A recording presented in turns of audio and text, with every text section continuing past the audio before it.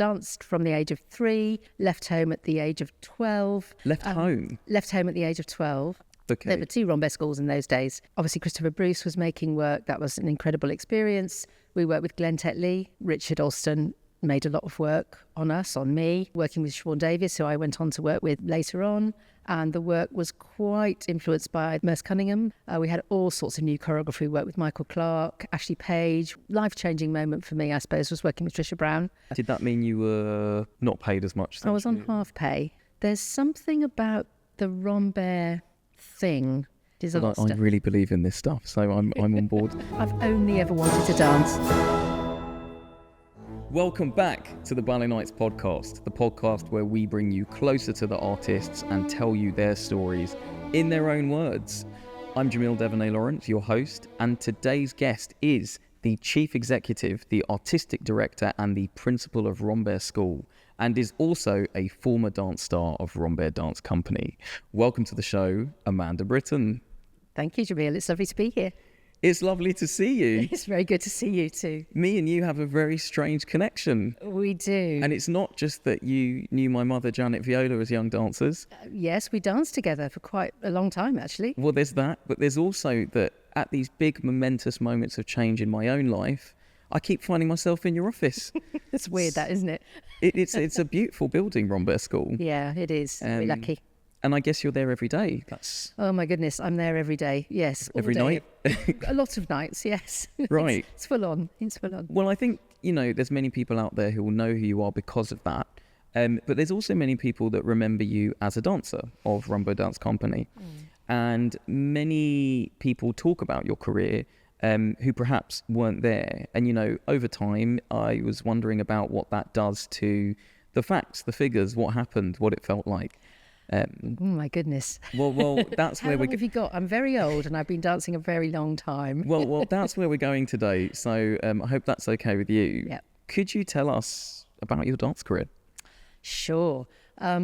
So I've only ever wanted to dance. I was one of those people. I don't know why. I was just kind of born with it. Danced from the age of 3, left home at the age of 12. That's where I met your mother.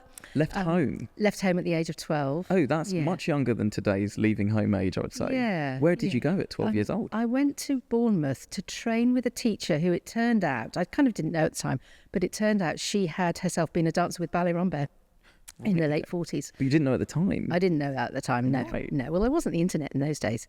So I just saw her at one of those kind of dance festivals and thought she was an amazing teacher, and decided that my local teacher in Worcestershire had taught me everything that she could teach me, and it was time to move on and go somewhere else. And you made that decision at 12? I did. You really did know what you were doing. Yeah. And what was this great teacher's name? Her name was Shirley Rees-Edwards. Shirley Rees-Edwards. Yeah. Okay. And she was an amazing teacher, and she had a school in Bournemouth and a sort of youth company that was called Southern Ballet. Right. This was before youth companies were a thing. Right. So it was almost like the kind of precursor to what do you do if you have that level of talent at that age. Yeah. But you were 12. I was 12. So it wasn't even school. It was like... Yeah, it wasn't boarding school or anything like that. No. So I lived in kind of digs, lived independently, and I went to the local grammar school, actually. So I had a normal school. Right. Like a superhero. You were a schoolgirl by day and then a dancer by night. That's the thing. At 12. I know, it's true. But I actually had a great time, and I got to 16, and I didn't really want to leave, but for various personal reasons I won't go into, my family felt it was time to move me on. So I auditioned for what was then called Rambert Academy. Okay. There were 2 Rambert schools in those days. There was the school based at the place, and then there was Rambert Academy based in Twickenham, which had just started up with Gary Sherwood as director, former dancer with the Royal Ballet, and Christopher Bruce, as a sort of artistic advisor. The living legend. Yeah. So I went there for 2 years, and in my second year there, Chris Bruce restaged a work called Dancing Day, which he'd made on students actually at the school a few years earlier. And I was cast in that, and then invited to come take class with the company. I think I took like a week's classes or something. I was 18. Right. I mean, so naive. And off the back of that, did you know why you'd been invited to that though? Yeah, they seemed. I was told they were kind of interested in. A number of dancers had left the company at that time. They were interested in offering a few contracts. And so they thought they might be able to accommodate a younger dancer as sort of part of that new influx of dancers. And if we just go on the journey and pause at that point a moment. So in those days, was it understood what a career in dance was? Because it was contemporary dance, which I imagine was still maybe newer or less popular or less understood, or am I completely wrong? Was it Well, this was 1984. Right. So London Contemporary Dance Theatre was obviously in full swing. Rambert was in the transition between John Chesworth and Robert North. Robert North had just taken over, himself a former dancer with LCDT. And there were other sort of smaller companies going, sort of project companies and that kind of thing, but it wasn't the scene it is today, that's for sure. Yeah. And the internet, as you said, wasn't around, so it was happening in London, but if you went all the way over to maybe Brisbane, Australia, where we were recently, they wouldn't maybe know what was happening in the heart of London's contemporary dancing. Goodness, no. And where was this company? Where was it located? So Rambert was in Chiswick, on Chiswick High Road. In fact, I talk about Rambert to many people now, and they still say, "Oh, Ballet Rambert's on Chiswick High Road," because it was just a thing, wasn't it? With all the pictures in the windows. So I turned up there. I was too scared to ring the buzzer.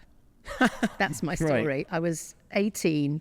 I was, so naive, absolutely no life skills at all, and I was so terrified that I wouldn't ring the buzzer. I had to wait for one of the dancers to turn up and let me in. Anyway, I did class there, and they offered me what would now be called an apprentice contract, although those things didn't exist at the time either. Did that mean you were not paid as much? I was on half pay. Half pay? Yeah. Still got my offer letter. Really? Yeah. Like in a frame somewhere? In a drawer somewhere. So, I did that for 6 months, and gradually sort of got offered a little bit more in terms of, parts in the upcoming choreography, and then eventually got a full contract, and I was there for 9.5 years. Yeah. So, I suppose at that moment, it was a pioneering moment for contemporary dance and specifically for Rambert Dance Company. And I think that sometimes dancers today, because of having access to people like you and others, they get focused in on learning that history, which is great. And then these companies maybe are perpetuating that system, what they knew.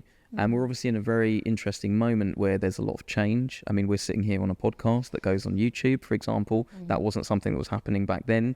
But at the same time, the great works that made those companies what they are don't seem to be as prevalent now. So before we kind of talk about why that is, what were in those 9 years, if you had to pick some highlights, what were the kind of big moments for you? Oh my goodness, there are too many to mention. Obviously, Christopher Bruce was making work. That was an incredible experience. We worked with Glenn Tetley on Embrace Tiger and Return to Mountain. That was amazing. Richard Alston made a lot of work on me, which was incredible, working with Siobhan Davies, who I went on to work with later on. We had all sorts of new choreography. We worked with Michael Clark, Ashley Page, before he... My old boss. Your old boss. Made Ashley. Made a number of works on us when he was still dancing the Royal Ballet. So that's interesting. So he was a ballet dancer, and then he started to choreograph ballet, but he gravitated towards Rambert. Yeah. So was it normal in those days that ballet choreographers would come to work with the Contemporary Dance Company, and was that reciprocated? Yeah, I think Ashley was probably the biggest name from that sort of world, if you like, from the ballet world. In that era, Richard Alston was artistic director of Rambert for most of the time I was there, and the work was quite influenced by the work of Merce Cunningham, as you probably know. So we worked with the Cunningham Company a number of times. We worked with Merce a few times himself. So it was in person. Yeah. Oh, that's incredible. Yeah, it was. We actually co-created a work. The last Cunningham work I was involved in, we got to go to New York for 5 weeks. 5 weeks? And work alongside the company there, which was incredible. You sort of imagine what it might be like if you kind of lived there. Oh, God, yeah. Yeah, you had that moment. Oh, yeah. 5 weeks is enough to figure out if the place that you're going to could be a potential life choice, isn't it? Absolutely. I also, and the real sort of kind of life-changing moment for me, I suppose, was working with Trisha Brown, which was also in New York, and we were the first company to perform one of her works outside of her own company. and it was a piece called Opal Loop, and we learnt it one-to-one with the original dancers in New York. That was quite cool. I mean, I'll be totally honest with you. You've name dropped alongside those choreographers names of works. And I wonder how many people out there will know any of those names of those works. And that for me is a big topic at Ballet Nights, funnily enough, with the legacy category. We've celebrated Robert Cohan, we've celebrated Kenneth Macmillan, we've celebrated quite a few of these legacy names. Peter Darrell, actually, it was the first time we had a Peter Darrell work in London, I think since the 1970s, danced by Scottish ballet, related people or former principals. Yeah. What works would you like to see come back? Do you ever think, this new stuff's great, and of course a lot of it is, but we're missing something? What are those big missing puzzle pieces for you? Oh, goodness. Well, I've just named a few of them. I mean, I thought Embrace Tiger and Return to Mountain was an incredible work. Embrace the Tiger. Embrace Tiger and Return to Mountain is a Glenn and Tetley Return to Mountain. Piece. Yeah, right. Okay. Glenn Tetley piece. It's got a gold floor. Gold or silver? A gold floor? Yeah. Do you know, emerging choreographer Jordan James Bridge we work with, he would love a gold floor. I think it was gold or silver. I can't remember which. We've given him a shiny Shimmering. black floor. Like Well, the actually, your ballet have given him a shiny black floor, but a gold floor. So was that like a Harlequin floor, or did they have to find another way to do that? No, I don't know. I think it was a Harlequin floor. Right. Yeah. That was a cool piece. I mean, Piero Lunaire, amazing piece. Yes, with the scaffolding. With the scaffolding, iconic piece. Cruel Garden, Lindsay Kemp and Christopher Bruce's co-created work. I never danced it, but incredible work. There's too many to mention. But I can probably trail one that we're actually going to revive this year. Am I allowed to do that? And it's your. It's my podcast. It's kind of your decision, but yeah, okay. I'd love to hear. What work is that, Amanda Britton? So we every year our second year students do a repertory project that's usually a revival, and this year we're going a little bit further back in time than normal, and we are going to revive Richard Alston's Roughcut, which was made on me in 1991, I feel like saying 1990, somewhere around that time. What a great way to, because you've been director of Rambert School for a long time. 10 years. What a great way, 10 years. That's a long time, a decade. But what a great, I suppose it's almost a present, isn't it, to yourself to share this with the next generation. Exactly that. Are you going to set it? No, I don't dance very much. Are you going to dance it? Tempting. Is this the comeback tour? Tempting. I'll want to get up and hoof about, but sadly I can't. But I think our second year students will have a wonderful time experiencing that. And what does Roughcut, what's it about? Well, it's an Alston piece. It's movement based. The music is Steve Reich. Electric counterpoint, New York counterpoint. Right. Two halves. It's just, I think, just joyous, amazing use of space. Great to do. They're going to feel great. I suppose it could be done live music, couldn't it? I guess if it's Steve Reich. Could be, but I don't know if we will. We'll have to find someone out there who really wants to see that happen. You can email Amanda or through me at balletnights.com. We'll sort that out. But I suppose, dancing in a kind of another time, another phase of dance.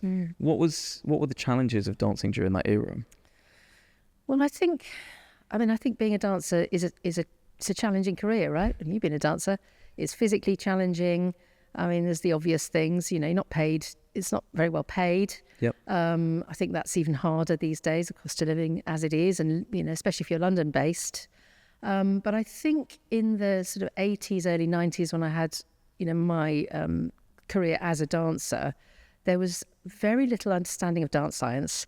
So injury support was there, but it was not what it is today. And there was almost no kind of mental health support at all. Right, so, that's interesting. Yeah, I think, I struggled, I had my own struggles with disordered eating, and, lots of people I knew had all sorts of, challenges with anxiety and so on, as you do. It's a really stressful thing to do. Yeah, I think you're out of control as well. Your destiny's slightly out of your control. There's casting, there's end of year contract renewal. You might be wanting to make a change, but because you're so useful in a specific thing that they push you in a direction you don't want to go. Maybe it's creatively, or maybe it's to the back because you've been naughty. I won't talk any more about that, but that's definitely a thing. So you think if you could go back, some of those facilities available today. I mean, I think about Steps Charity is one I know about. I know that One Dance UK work with several organisations in this area. Is there any of that in the Rambert School kind of curriculum, or do you have someone for them to speak to? Gosh, yes. Right. Absolutely. It was one of the things I set out to do when I became a teacher and then eventually took over as principal. I think it's just vital that we give young people as many tools as we can to cope physically, but also, mentally as well. Building resilience is what we often say these days, but in all sorts of ways. So Rambert is it the oldest name in the UK? It's 200 years? 100. 100 years. 104, the school. Right, and the company as well? The company celebrates its centenary in 2026. So there was a school before the company? Yeah, she started the school first, actually. Didn't know that. Just saying. I mean, you're educating right now, which is why you're the head of a school. It's brilliant. I'm learning so much. Yeah. I guess, so you stepped in after Ross McKim? Yes. What was that like? Was it a natural fit, or were you part of quite a tough process of many options, or how did that go? Well, I'd been working at the school for a few years. I'd been delivering the degree programme. So I was teaching or leading on the kind of academic side of the degree programmes, and also still teaching a lot of contemporary dance and, various other pastoral and mentoring students, that kind of thing. So I was kind of working alongside Ross and learnt a lot from him. It was very challenging being an internal candidate for the role because I felt like I had to kind of double prove that I could do it because the Board of Trustees already knew me. I'd been around quite a long time.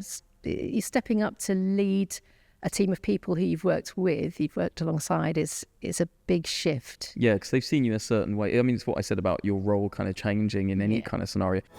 Hello, everyone. I hope you're enjoying the Ballet Nights podcast. For tickets to our live shows, seasonal offers and discounts, and to read our exclusive blog releases, you can sign up to the mailing list at balletnights.com. And if you'd like to support the channel, hit the subscribe button and hit the bell icon for notifications. And now, back to the pod. I attended Rambert School. I often say, in passing for a couple of weeks, I think I was there for about 6 to 7 weeks. And what had happened is I'd lost my father. I knew I needed more training after being at Tring Performing Arts, which at the time was Arts Ed Tring. And it was really a question of travel. Wimbledon was quite far away and we didn't have the means to, move house or whatever.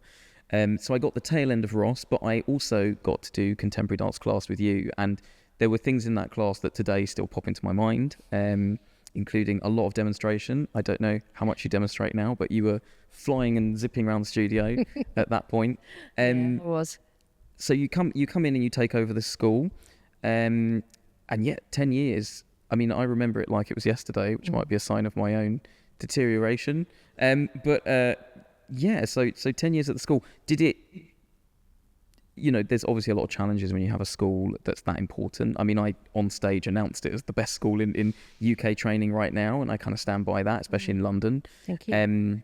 Things can change, but it's certainly outstanding. And the students I encounter, they don't talk to me in terms of I want a job. They talk to me about their portfolio and their career plans, which is very exciting. Not something I knew about, although I didn't get started at 12 years old in a professional company. What do you love about working at Rambert School? Oh my goodness. I love helping young people. I love helping talented young people.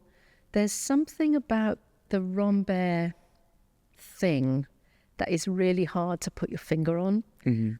It's been a part of my life for such a long time. I feel like I know what it is. So it sounds very vague, but when we're auditioning students, for instance, and all the auditions, I do all the selection process. And I'm often asked, what do you look for in a student?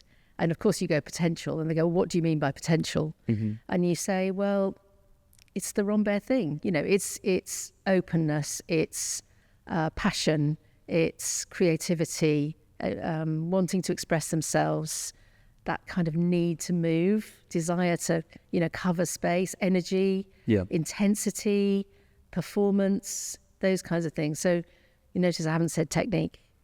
Well, I got to go there, so clearly that wasn't the number one. It's not number one. No, it's not number one. But that's really interesting. I think you spoke and actually it'd be great if you could tell this story again for our audience. You spoke at the Rambert celebration, which was delayed, right? Because COVID, you turned 100 years old. And so I think the centenary, was it this year, the event actually, or last year? Just last year, yeah. So in 2023, and then you told this story about a certain person's picture falling off the wall. Would you be open to telling that story again?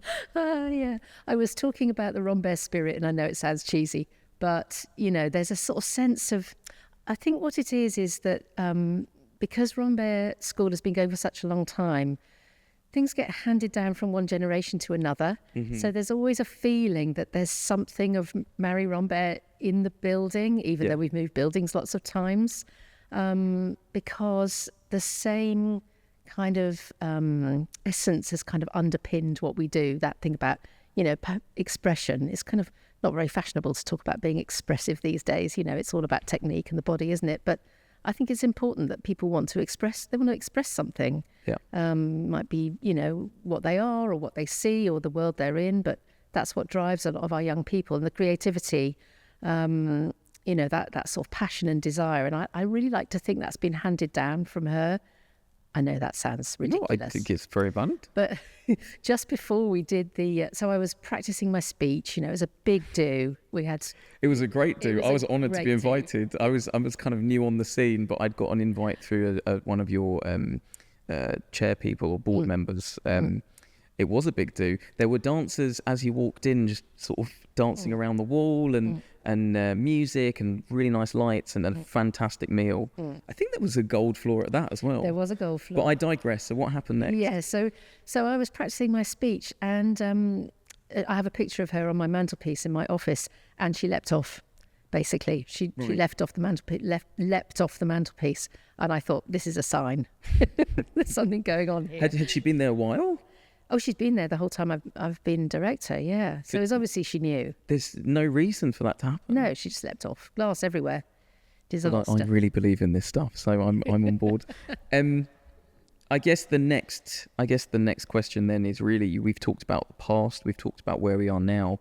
I've massively gone on a tangent from all the things I wrote here, but I think the one that stands out is the future of dance, the students you teach.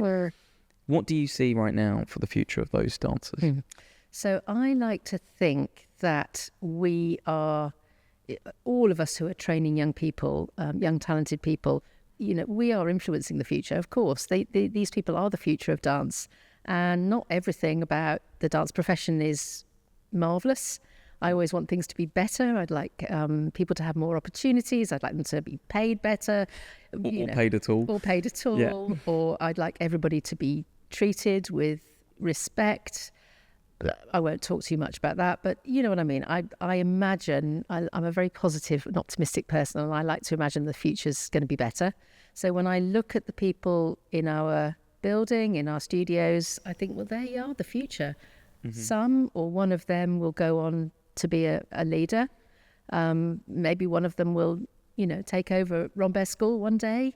Or with in a big dance company. And you'll leap off the mantelpiece in 100 years. You're right off there. Right, when they're preparing for their nervous speech. That thing about, when you're preparing young people, are you kind of feeding the profession? That sounds like you're kind of belt feeding people who are just kind of ready to do whatever they're told, or are you influencing it? Well, I think it's both things. I think we are influencing the profession. I like to think that. So I like our young people to have, not complete free reign, but there's an area of our work where they can make their own work. It's called Student Platform. Sure. It's an open opportunity for them to do basically anything they want to do. There's no house style. We have to have a time limitation because we have about 50 pieces every platform. So it's about 5 minutes long, and there have to be various sort of logistical things, but basically it's an opportunity for them to express themselves. And this is the programme I saw at the Lillian Baylis. That's right, yeah. Where we selected what potentially could be one of the hardest hitting works in the programme. So, in the initial founding of Ballet Nights, we talked about students and we thought it might be a risk. So initially we didn't go there. And then I came to your show and I did see it was about 1,000 pieces. But the thing that really blew me away was they were all just at the highest standard I've ever seen for creatives. And you obviously provide a very good environment for that kind of nurturing of that creativity. But Grace O'Brien had a piece called Set Fast that stood out a mile. And She actually premiered the piece with Ballet Nights here on stage, this stage right here. And then we put her in Ballet Nights 6, which was a brand new venue, Cadogan Hall, because I felt like at that point I realised that student performance would be a part of our future. And there's more to come, some of which I'm not allowed to talk about currently, but perhaps when this is released on the 1st of April, you might see something. We won't talk about June the 5th just yet either. Not yet. But, you know, it is a fantastic selection platform, and I look forward to seeing more colleges that can offer the same. Do you provide, outside of choreography and dance training, you mentioned leaders. How do you identify someone that might one day be in a position of leadership where they would have to treat the dancers with the respect and pay them, like you said? How do you, I mean, it's early stage at 18 to 20 something, but how do you start to kind of nurture that? Other, by the way, than being a superb example of being a leader in dance. Well, thank you. I think, you know, the holistic nature of dance training these days, most of the programs are degree programs, and that gives you a kind of space for young people to, you know, learn to research, properly research, reflect, explore their own ideas, communicate those ideas as well. And develop skills that are outside of the studio, I suppose. And I think that's really, really important, and something that I wish that I'd had. Yep. You know, for me, we talked about the transition, you know, into the role I'm in now. I used to be terrified of public speaking. I mean, I would never have done this, even record. It was just... Really? Yeah. I mean, you couldn't even ring the bell at Rambert, your audition, remember? Terrified. Yeah. I mean, I was fine. You know, Paris Opera Stage, no problem, whatever it's called, Palais Garnier. You did that? We did. Oh, my goodness. Enormous. Right. And you just kind of got on and did it. Yeah, I know what you mean. As a dancer. But, you know. You can't see them. They're cheering and they're out there. You feel them, actually. I think, actually, it's like this. As you start to feel more, suddenly those things drift away. I think when it's... Yeah, if you can get caught in the place of there's 100 people listening to you while you're speaking. Yeah. I mean, it was a big turning point for Ballet Nights as a brand, that I had the opposite problem. You actually can't stop me speaking, as you're finding out. So I'm learning backwards as you're moving forwards. Yeah. We'll meet in the middle. But I think it's good for students to develop some of those skills and to start to think kind of outside of their little box, if you like, at a young age. You know, 22, 23, when they graduate, some of them, that's a good time to be thinking, you know, and noticing and observing and learning about the world outside. Well, you know, I was dancing professionally when most of my friends at 22 were still in university and college. So you do advance quicker because it's a shorter career that begins sooner. So although that's changing in itself, we had Rio Ichi Hirano, who's celebrating 40 years as a dancer. Although I don't know if he started aged 1, but 24 years with the Royal Ballet as well. Wow, that's and I asked him this question, which is, if it's not ballet, what is it? Oh my goodness. What do I do outside of work? Or dance in time. Or dance, yeah, okay. Well, I think I am a very lucky person because I have a whole nother life and I have another name, because I've been married for 30 years. And I still obviously am Amanda Britton in my professional life, but outside of that life, I'm somebody else. And I'm not telling you my name. But what that means is, you know, I've got a family, I've got a home, I've got a wider family, I've got a cat, got some fish. Another cat. Ballet Nights. We're going to have to do Ballet Nights, the cat reunion for you, Naeem McLean and Gareth Hall. Mine's a very, very badly behaved cat. Really? Yeah. Mine's more of a posh and spoiled cat. So we have a Russian blue. What cat have you got? Oh, we've got a London house cat, black and white, terribly badly behaved, but quite funny. Does it go out? Oh, yes. No, we can't let ours out. Someone would eat it. Too many foxes. I've got a garden. I like gardening. Right. I'm quite a home person. When I'm outside of work, I'm quite quiet. Right. So your secret life is your family. And I thought you were going to say you've been working for the British government as an agent or something. I didn't know where you were going. That's fabulous. Amanda, I really enjoyed getting to dig deeper into your story, into a place that I've actually not even discussed outside of this podcast. But it's that very important moment where we posed Darcy.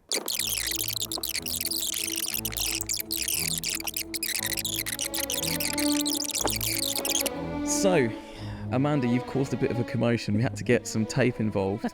Tell us about how you've posed Darcy and why. Well, I'm a contemporary dancer, so she obviously had to curve her spine. which is a bit challenging because her upper back moves quite well, but her middle spine doesn't move really at all. Is her core too strong? Maybe.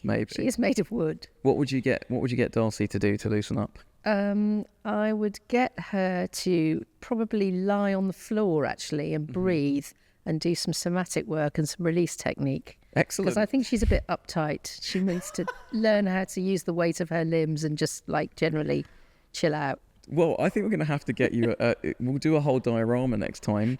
It's been amazing to have you on the Ballet Nights podcast. I'd like to say thank you for coming. I'd like to say thank you to our audience at home. Thank you to our live studio audience. And I'll see you next time on the Ballet Nights podcast.